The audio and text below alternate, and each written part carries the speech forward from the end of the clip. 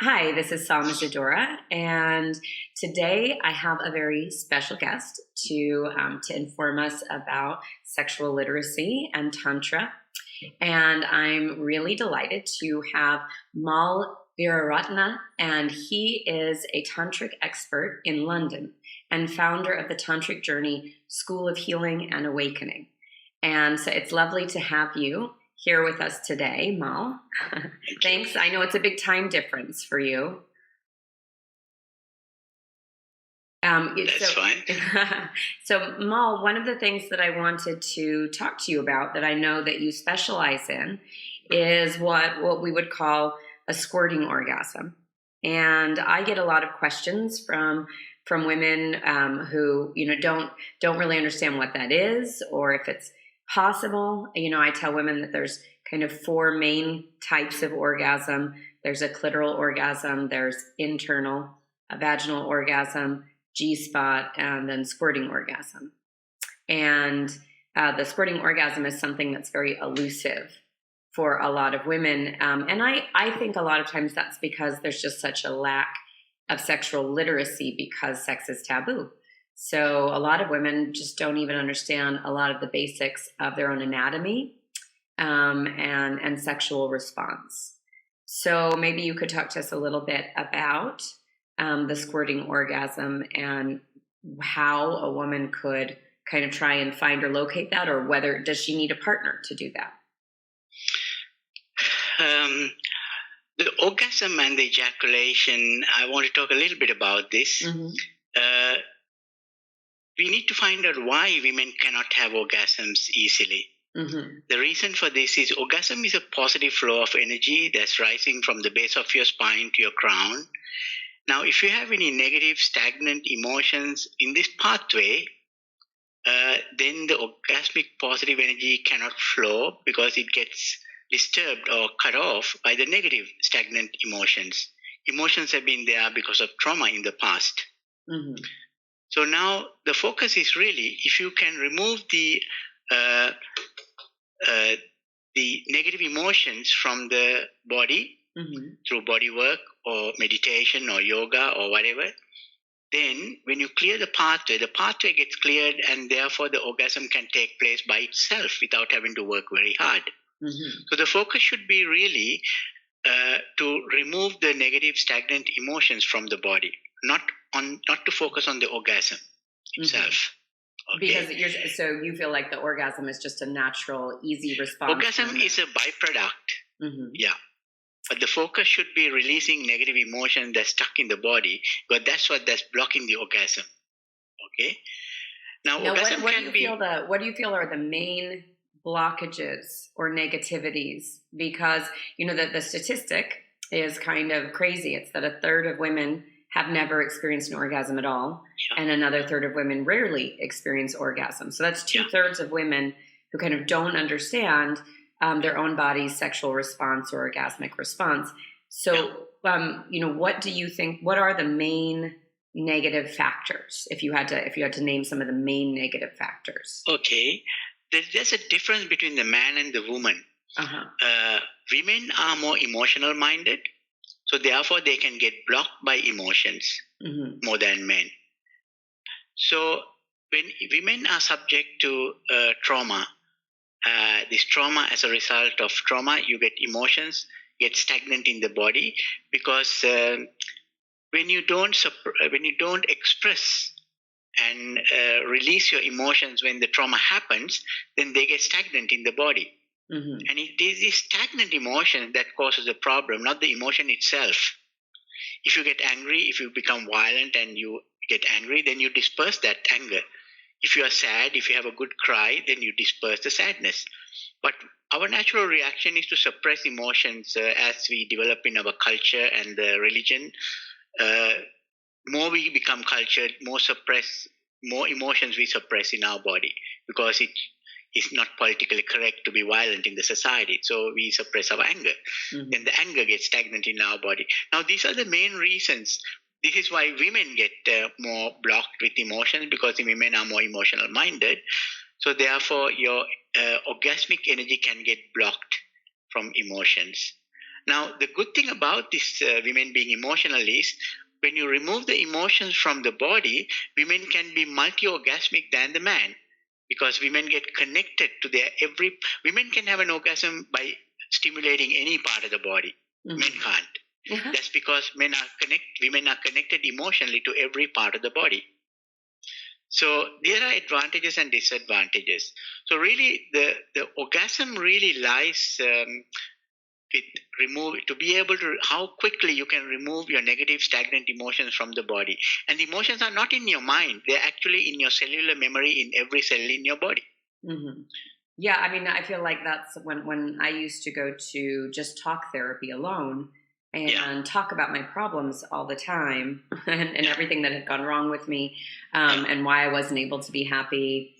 Before I found yoga and Tantra, I was actually on medication for anxiety and depression, and I had a lot of suppressed emotions that went back to like trauma, and they were really locked up in my body. And I found that, going in and just talking about those issues would leave me feeling more depleted and more negative. And when I started doing yoga and Tantra, which had body exercises and special breathing techniques, that I felt so much positive energy, which later I actually learned you can measure scientifically as, more serotonin and dopamine is discharged in the body through yoga or through Tantra or through the special breathing techniques. And so when you actually have more serotonin and dopamine and these positive energy, then there's the strength to face the old emotions and let them go. Because it's very difficult to just try and face old emotions when you don't have enough sort of power in your body to handle it. So you have to have techniques to actually create more positive energy to be able to go back and let go of, I think, of these stored negative memories that are subconscious in the cells of our body. Yeah, it's very easy. There are just 3 keys to remove these stagnant emotions from the body. Okay, the 3 keys are breath, body movement, and sound. Mm-hmm. Okay, if you see a woman having a orgasm in a porn movie or something, you will see the woman is making a lot of sound and breathing very deep and moving the body. But it might not be a real orgasm. No, but this is the natural reaction of having a full body orgasm. Or what do they say? So, maybe you can fake it till you make it? You fake it, yeah. So actually, when you do yoga, you're doing body movement. Mm-hmm. Okay? If you do mantras, you're making sounds. Yeah. Okay? And if you do yoga incorporating breath, then you're using the 2 keys, body movement and breath. Mm-hmm. So it doesn't. So if you do this body movement consciously and the mantras with the sound, and then breathing at the same time, then what you're doing is you're unblocking the blocked energy channels in the body, clearing the pathway for the orgasm to happen. Mm-hmm. Okay. So this is the preparation. Yoga and all these things are preparation of taking the surface emotions from the body. The deep emotions come through female ejaculation. Mm-hmm. Okay, when you do yoga, the body opens. So first of all, it comes in 3 stages. First of all, it's the mind. When you talk and read books and see YouTubes and so forth, you open your mind. When you open your mind, then you give yourself permission to open the body. Right. Then you go and do body work. Then when you do body work, then you open the spirit, which is you open the yoni. Okay? So when you open the yoni and when you surrender the yoni completely, then you will be in a position to ejaculate. Ejaculation is a way of releasing negative stagnant emotions from the body. It's very similar to crying from your eyes. When you are really sad, if you cry from your eyes, you shed tears. Mm-hmm. If you take a teardrop and look under the microscope, if there is such a microscope to find out what's inside this teardrop, you will see molecules of sadness. So therefore, the more you cry, the more sadness you will release from your body, and in fact, you might even become happy. Mm-hmm. Same way, female ejaculation in Sanskrit, they call it Amrita. So the more Amrita you release, if you take a drop of Amrita and have a look, then you will see molecules of sadness, fear, shame, guilt, anger, rage, mistrust, all these different emotions that you have collected throughout your life, right from the childhood and from your ancestors. Okay, and these will be released. So basically, the female ejaculation is really a very important part for a woman. It is no different to going to the toilet or going to a pee or having periods once a month.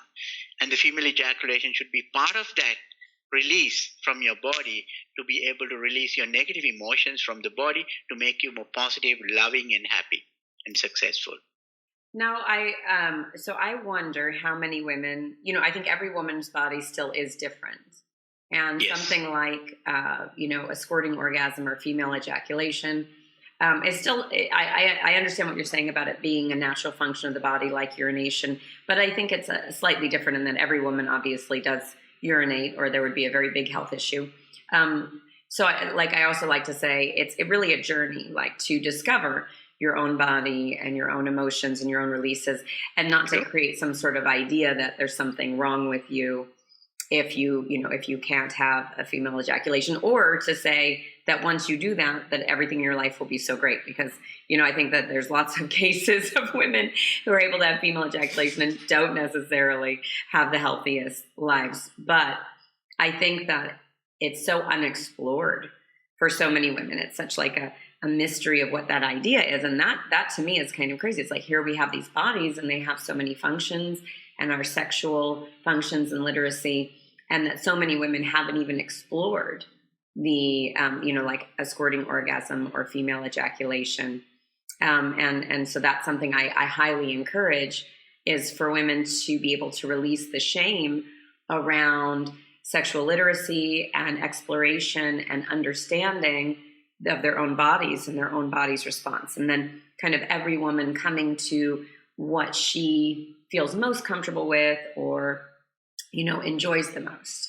Because so for myself as a woman, I can have, a squirting orgasm, and sometimes I enjoy that and other times I don't necessarily. And to me, it's just different ranges of experience. But it's nice to know the range, I guess. And it isn't that every time that I have sex that I want to have that exact orgasm because it's better or the pinnacle or the best. It's simply a different way of feeling the orgasm. And it does, to me, have a very different emotional feeling and response. But I think one of the reasons that that wet orgasm is something that isn't experienced as much is, at least in my experience, it usually takes a lot more of a strong stimulation. And that kind of very strong stimulation in the beginning, either the woman can feel like something's wrong or that it's too painful and not be able to relax. She'll perceive it as pain instead of intense. And you have to, I think, be able to shift into thinking, this is intense, and I relax in that intensity, and then the response is the wet orgasm or the squirting. Or the partner might be a little frightened of how, of how strong it's kind of a forceful movement that usually creates it. And of course, there's different ways that people experience squirting orgasms, but I'm talking about manually. So maybe you can explain, what do you think is the most efficient technique for women to try and experience a squirting orgasm? I think you need to focus on not on the squirting, not on the orgasm or the squirting. Yeah. I think you need to get in touch with your deep emotions that's embedded in the cellular memory. If you can focus on that, when you say there are three things there, you got emotional pain in the yoni, you got the physical pain, and you got pleasure. Okay, so when you're stimulating the yoni, if you can focus on the emotions or the pain, or these are the negative things, negative emotions and the pain are negative things, and the pleasure is a positive thing. So if you feel negative emotions in the yoni with whatever the stimulation you do, when you come up with negative feelings, negative tension, negative pain, then you need to breathe in through the nose, out through the mouth. Focus on the pain, focus on the emotion, and just breathe in through the nose, out through the mouth, and you will find the pain will just melt away. Which I think in that same way for women, it's similar to kind of like childbirth, which is that, what will help you carry through you through a painful or seemingly painful experience is the breathing. So you have to really Breathing, shift absolutely. the breathing. So, and there's even something now where they call it orgasmic birthing.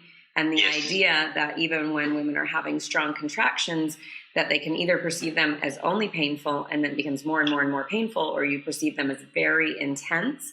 And that if you breathe into that sensation that's painful, it actually releases into some endorphins and a feeling of being very high. Kind of like a runner's high, when somebody's running and they hit that wall and they feel they can't go on and there's so much pain in their bodies, like stabbing daggers and aches and pains. And suddenly, if they breathe different, they'll have a breakthrough and have this extremely high experience from something that a moment ago felt impossible to endure. And that is true. Now, but as far as an actual technique, I know you were saying don't focus on the squirting orgasm and focus on... Absolutely. Focus on the pain, the pleasure, and the physical pain, and the emotional pain, and the pleasure. But I understand you're saying that, but are you saying to do that during penetration? Is there a certain position that's better? Or are you saying to do that during manual stimulation? When you're self-pleasuring, you can focus on your own. That's the best way to start, because when you're having sex, then it's another matter, because you need a partner who will cooperate with you, who will work with you. You see, when you're having sex, tantric sex, it's not about doing anything; it's about being.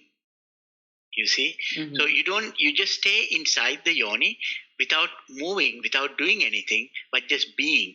You see, and when you stay there, if you just stay there for a few minutes, 5-10 minutes doing nothing, then the woman starts her own rhythm. You see, whereas if you start doing things too quickly or too fast, then the woman will lose her rhythm.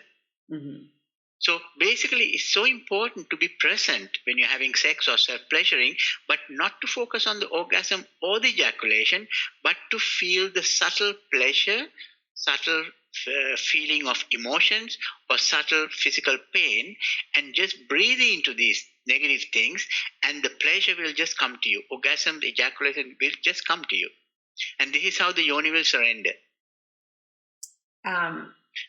So the partner has to really be in a state of meditation when you are having sex or when you are stimulating the female partner, to be in stillness most of the time. It's the stillness or very, very slow movements, that will evoke the emotions and the pleasure for the woman. I think, though, that tantric sex can either be slow or fast. I think it's really about also that sense of a deeper connection.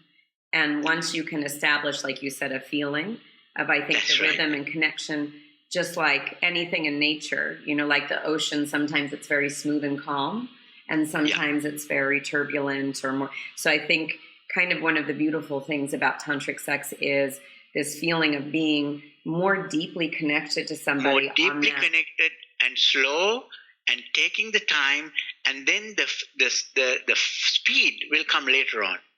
Yeah, but I think, that connection is so powerful. And one of connection is very important. Well, one of the things that I learned going to India with Tantra is that a big way to establish that connection, especially for newer people.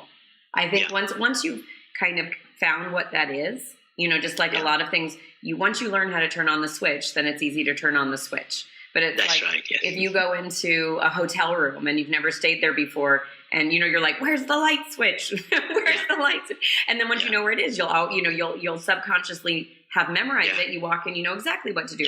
I think it's the same way with Tantra is when people are new to it. Until you find where that tantric switch is, you do need like kind of simple breakdown steps, and then it'll become very natural in that it's always there with you. Like people tell me, do I always have tantric sex, or do I just have regular sex sometimes? And I said, it's all tantric to me now, because I feel like I learned how to turn that light switch on in my body. And so like literally sometimes shopping at the supermarket is a much more ecstatic, orgasmic experience, because that energy is now turned on in my body. Life with an orgasm every second of the day. Every second of the day. My teacher in India used to say, like, to practice Tantra is to make love to everything all the time. Absolutely. All the time. all the time. But when I first went to India, one of the things I learned is breathing at the same time as your partner. So when you are having sex with a partner, it completely transforms the experience to simply, let's say, let's both breathe at the same time, and your kind of mental waves go at the same speed then, and your biorhythms start to move at the same speed. And instead of, being in your own head and thinking about yourself or what are they thinking about me, you find that deeper connection. And also have an eye contact all the time when you make love. It's very important. Well, I think eye contact. I might argue with you on that one. I think sometimes eyes are open and sometimes eyes are closed is nice. But I think, again, in the beginning, to establish the connection and understand the feeling of it, I teach that a lot too, is that to have the eye connection. And you'll see people who've never done Tantra yoga, anything. And if they just try that for maybe a few minutes with their partner, you see this shift come over their faces and they're like, wow, that was a totally different experience of feeling more intimate. Let me tell you a little bit about the eyes closing and opening, what you do there. Now, what you do is when you're processing negative emotions have been there because of your trauma in the past. Okay? You need to close your eyes to get to the trauma and the emotions. You're doing this unconsciously so quickly, and this is why you are actually closing your eyes to feel your negative energies. And then if you breathe while you're closing your eyes, then you have a much better chance of releasing those negative emotions quickly. And then if you open your eyes, then you find the positive energy will flow. That's the reason why you close your eyes sometimes, because you want to process the negative emotions with breath. You can't do that while your eyes are open. You see? And this happens very quickly and unconsciously, you don't even feel it. So closing the eyes is important to process, and opening the eyes is important to come to the present moment to have the connection with the partner. Yeah. So that's where you flow, the positive flow. Yeah. Or I think sometimes even, if you're having sex and especially if you're having sex for a while, if you're having sex for 45 minutes or an hour, it's more tantric sex. It's fast sometimes, it's slow sometimes. That when I close my eyes, it's so that I can just feel that energy inside myself. I can feel all that pleasure kind of moving inside myself when I close my eyes. And during that time, it really is my own experience more. Yes, even if it's during penetration. And then when I open my eyes, that's right. Then it's really about the connection and the partnership together. And then I kind of enjoy going back and forth, in the same lovemaking session, is sometimes really just being kind of almost alone for a moment with just this feeling of the ecstasy, and then to enjoy the connection. And it's kind of amazing, because I think usually we aren't aware in a normal day how many times we kind of go back and forth between connecting and coming into ourselves. But I think we probably don't do either one very fully. We're just, I think most of the time we're just so overwhelmed by life that we kind of are slightly disconnected from ourselves and disconnected from other people. And that sex is actually, in Tantra, one of these deep opportunities for human beings to get to connect into ourselves more and connect with each other more, because sex is such a powerful experience that it can literally stop all of our normal, habits and thinking.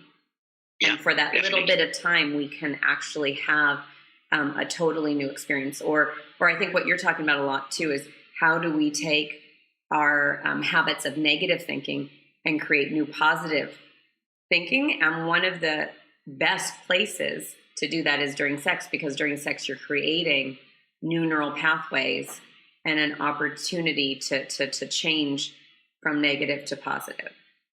Actually, during sex, you do all these things by breathing. When you have sex, you breathe, deep. And by breath, you get rid of the negative energies, and you move your body and you make sounds. You see, with the sounds and the breathing, you disperse the negative energies, clearing the positive pathway. And then when you actually move your body, you move the positive energy throughout your body. You see, so it's basically these three keys that you use all the time when you make love. And also when you have sex, you have these three things: connection, love, and then trust. When you establish these three things before you actually go to bed, even from yesterday, you start connecting and loving, and then having this trust. Then when you go to bed, it makes it that much easier to have sex because you already have this connection a few days ago or weeks ago. Right. Hopefully. But some people have very good sex and don't get along the rest of the time. And some people get along really well and don't have very good sex. What do you say to that? I have a lot of couples who'll come to me and they get along really well as far as trust, friendship, partnership, but they don't have a lot of sexual excitement for each other anymore because they've been together so long. So there's a lot of trust, but not a lot of excitement. And then what happened in this case is, when you actually first start a relationship, you have a fire, and this fire goes off after a few years. The fire goes off, So you need to do a lot of tantric rituals to keep the fire on all the time.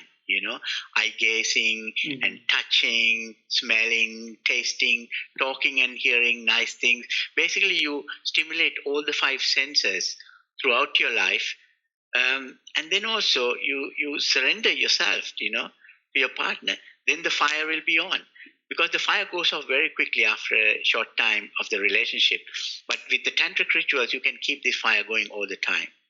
Yeah, I think people have to be willing to give more effort to sex. I say that a lot. Is like, and I think because we have a taboo around sex, people don't really know how to really talk. They complain about it. You see a lot of, we never have sex anymore, and it's because we had kids, or it's because, but they don't actually find tools to make those changes. So they're spending time talking and complaining, but not time trying to do these tantric, techniques and tools and rituals. Tantric techniques and rituals are very important, for a relationship. And also, every woman must learn how to receive a yoni massage, and every man must learn how to give a yoni massage.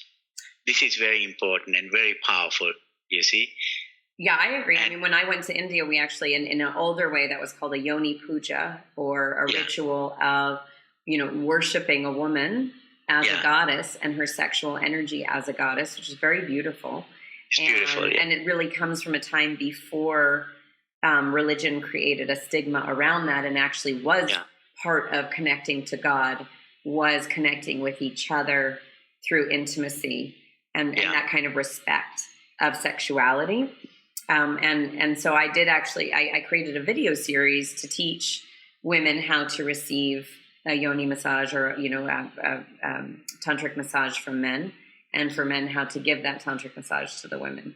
Because I wanted, to bring these very kind of ancient tantric ideas that are thousands of years old, but just give them to modern lovers to be able to have to be able to have this effect immediately. And I have one of my clients recently.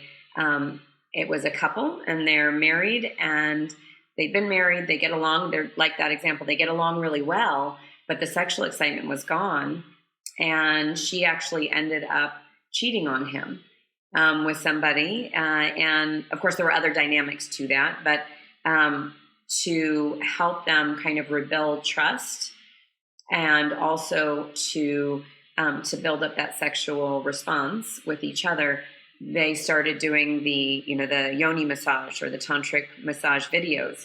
And I just got a message from the man today, and he said it's really helping them to connect better. Definitely. And it's kind of beautiful, like you said, because in that situation, they have negative emotions from her having an affair. So a lot of people then end up, like being so angry, they can't release the negative emotions around the affair. And so nothing gets better. Yeah. But doing that, again, now they're doing this tantric massage, and he may feel negative emotions of his anger or fear or distrust for her. And she may feel kind of guilt and resentment, but they're doing that through tantric touch and through erotic kind of connection, not just sitting, because a lot of couples then go to therapy and talk about, an affair or something that went wrong or a sexual disconnection, but they're just talking about it, and it just builds up more and more and more negative feelings without any pleasure. But to be able to do something that creates pleasure at the same time is so important. Yeah. Can I also add? So a lot of the relationship I find they break up not because of the man and the woman, the problem with the man and the woman. Uh-huh. I find a lot of relationship break up because the partner is triggering the old trauma of the person. So when you trigger, then the partner projects onto him the old trauma, and then they go off the partner. You see. Mm-hmm. So yoni massage will deal with that and release these past traumas and the emotions, which is in the G spot or in the sacred spot of the woman. And if a man actually does the yoni massage even once a month, on the day you do the yoni massage, you mustn't have sex. It should be just purely to heal her, to open the yoni and to heal and help her to release Amrita. Then this is very, very helpful for the woman to release these emotions. And then she could let go of this past trauma and emotion. Now, when you talk about this squirting, there are two types of squirting. Okay, a lot of people know only that you can squirt from the G spot. But there's another spot called A spot. And that's inside the cervix, near the cervix, just on top of the cervix. Now, if you actually ejaculated from that point, that's the place that you have got a heart connection. So if a relationship is really sour, and if you go deep into the cervix and very gently massage this just on top of the cervix, then you will release a lot of heartaches that the woman had, anything to do with sadness or heart. Then that particular problem could be solved and you could become very loving. The heart will start opening again to the person who is actually doing this healing work. So you can actually squirt from two places, one from inside the yoni. You mean in the G spot? So for people who don't know where to find the G spot, it's usually... G spot is only about 1 inch or 2 inch inside the yoni, on towards the pubic bone. But the A spot, you need to put the finger in and then open it like a A inside the yoni into the cervix, on the roof of the cervix. That's the A spot. And women can ejaculate from there. It's the way you ejaculate from there is not like squirting. It's like just flowing like a river. So when you squirt, it's coming from the G spot. When it's flowing like a river, then it's coming from the A spot. And so there are two different types of ejaculations. In ancient Chinese script, they talk about 3 waters, and these are the 3 waters. One is just you're getting wet from the lips. That's the first water, and the second water is from the G spot, and the third water is from the A spot. So we have 3 types of water that women can release, and they all do different jobs. Well, and they all I think have different like emotional feelings. The G spot is doing the emotional release, and the A spot is doing a heart release, heart connection. I don't know whether you heard Catherine Oxenberg was talking about this heart connection. She had a heart orgasm. Now that happens when you actually go deep into the cervix and massage the cervix. Then you can have a heart orgasm. Yeah, and you can really get a bond with the partner who makes that happen to you. Yeah, I think internal vaginal orgasms in general have a deeper heart connection, whereas clitoral that's because it touches the cervix, are just create more of a high. And I don't think there's anything wrong with that. I think it's unfortunately I meet a lot of women who think they're like, oh, I can only have a clitoral orgasm. But clitoral orgasms, there's nothing wrong with it. I think there was a problem from a masculine perspective of Freud making women feel ashamed about that or feel like there's something wrong. They're actually just very different experiences, that the clitoral orgasm is a much more kind of high energy and of that. And then the internal is a little bit deeper and more of a heart connection. They just serve different feelings and purposes, like different kinds of music. Like a drum isn't better than a flute. They're just different. And what's nice is if you could learn, here's a flute, here's a drum, what do you want to do? It's like there are 3 gateways. You need to have the clitoral orgasm to get access to the G spot, because you can't get access to the yoni without stimulating the clitoral. So you need to arouse the clitoral to open the first gateway to the G spot. And when you stimulate the G spot and when you release Amrita from the G spot, then you get access to the heart area, which is in the cervix. So you go step by step, opening each door at a time. And if a woman doesn't have any of this orgasm, it doesn't matter, because it's not a big problem. It's because no woman is without negative emotions in the body. Every person has got. It's not about not having orgasms or not.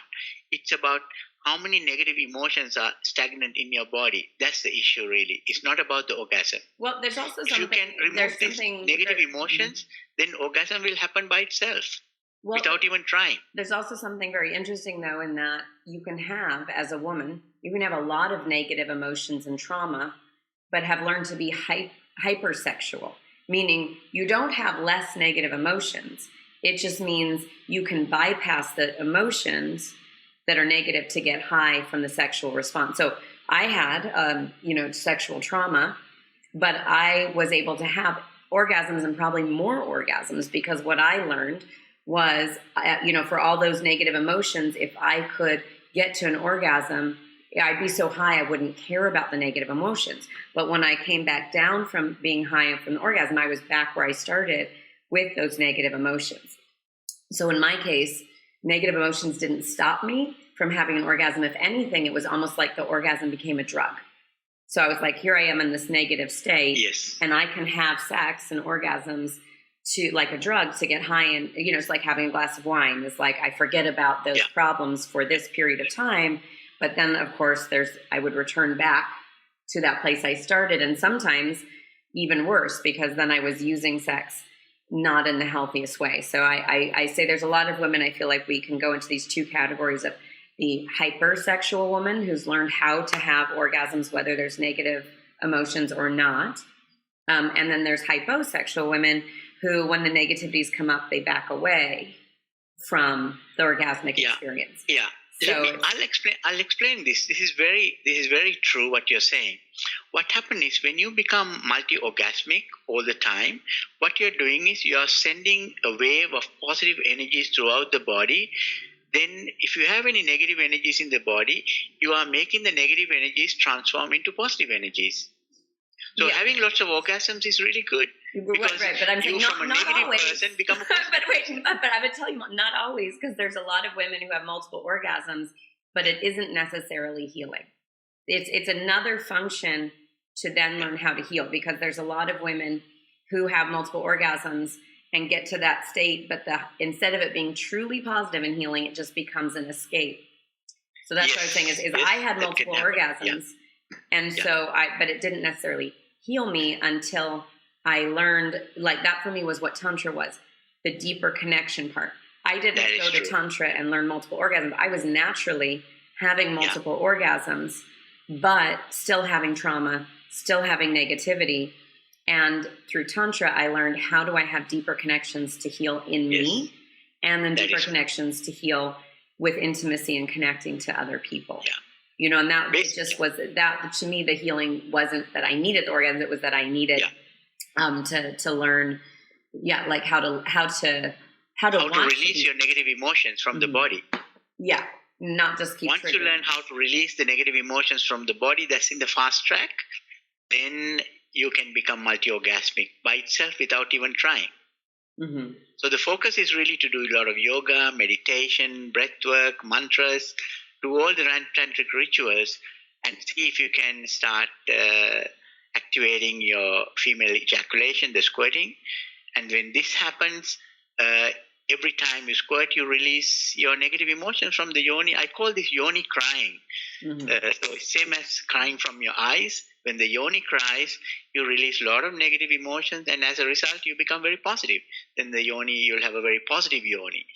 And this is really the journey. Well, Mal, that's amazing, and I'm looking forward to teaching some workshops with you in the future. We've talked about doing that over in Europe, so I'm looking forward to that. But how can people find you and your work in the meantime? Okay, my website is www.tantricjourney.com. Okay, great. And I know that you have got like a lot of resources in the store there, and everything what a woman wants, everything is there. And what the men need to learn, right? What the woman wants. Tantricjourney.com. And what the men need to learn. Okay. What men needs as well, yes. Yeah. Well, thank you so much for thank you very much. Coming on the show today and giving us such great information. Really, really enjoyed getting your perspective and a male perspective as well. So thank you, Mal. Nice talking to you. Yeah. Thank you. Okay. Bye-bye. Bye.